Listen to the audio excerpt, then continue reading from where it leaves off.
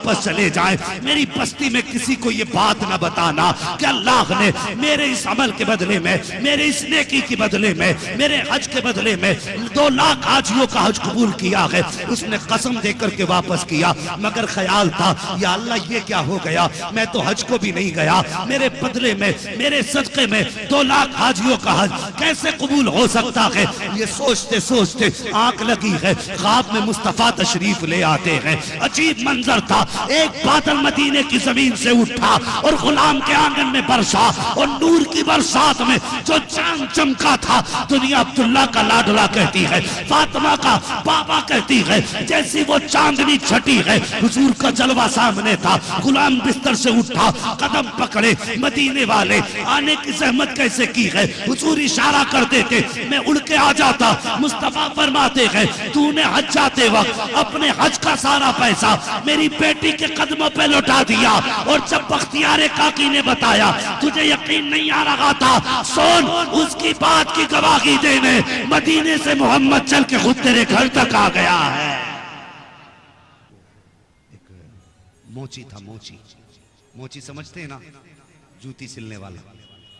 मैंने कहा था इश्क तो किसी के भी दिल में उतर सकता है। मोची था तो उसे बड़ा इश्क था हुजूर से। बगदाद की जमीन का रहने वाला था।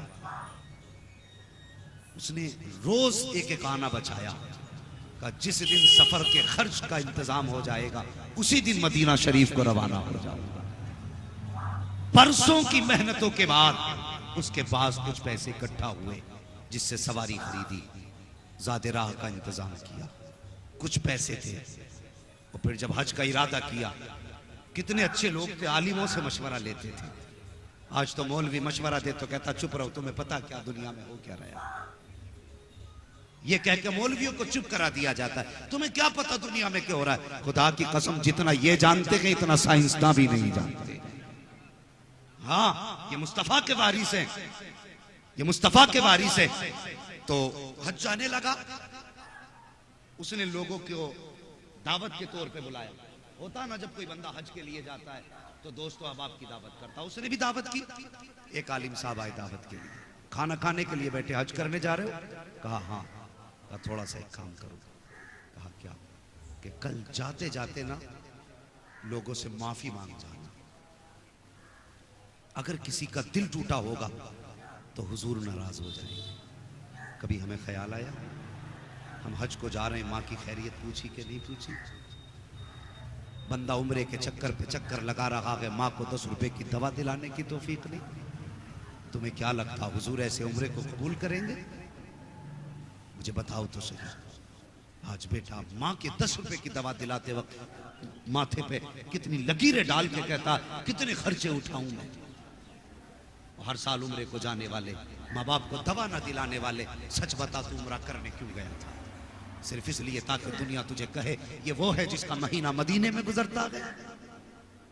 दुनिया के नाम और नमूद के लिए, दुनिया में तू अपनी वाहवाह हासिल करने के लिए। भाई किसी का दिल दुखा के ना जा, दिल दुखा के ना जा। वो कहने लगे सुन, कहाँ जा रहा है? कहा हज के लिए। कहा सुबह सबसे पहले माफी मांग लेना, कहीं किसी को अनजाने में तुझसे तकलीफ ना पहुंची।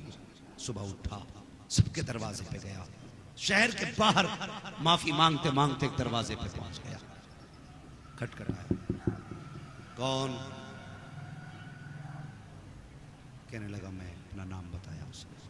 किस लिए आए हो? कहा मदीना शरीफ जा रहा था, बस माफी मांगने आया हूं, कोई खता हो गई हो तो माफ कर देना। अंदर से खातून की आवाज आई, हमारे घर में कोई मर्द नहीं है। तो ये सुन के आप कहने लगे क्या हुआ मर्दों को? तो उसने कहा ये ना पूछ, तेरे सवाल का जवाब मिल गया, चला जा। वो वापस पलटा ना तो उसे गोश्त की खुशबू आई, वापस आया, कहने लगा थोड़ा सा गोश्त मिलेगा? अल्लाह अकबर, थोड़ा सा गोश्त मिलेगा? खातून की अंदर से आवाज आई, हो जाने वाले, ये गोश्त तेरे लिए हराम है, हमारे लिए हलाल है। तेरे लिए हराम है, मेरे लिए हलाल है। अल्लाह अकबर। बस वहीं उस हाजी का दिमाग रुक गया। कहने लगा कलमा हुजूर का पढ़ती हो? कहा हाँ। मुसलमान हो? हाँ। कहा फिर जब शरीयत एक है तो फिर हुक्म एक क्यों नहीं? उसने कहा ये ना पूछ, वापस चला जा। उसने कहा बताओ तो सही, आखिर इसमें क्या राज है? खातून कहने लगी सुन, ये जो गोश्त बन रहा है ना, ये मुर्दा जानवर का गोश्त है, और शरीयत में किसी को बिला उज्र के मुर्दार को खाना हराम है, लेकिन अगर जान पे बनाई हो तो फिर मुर्दार खाने की शरीयत इजाजत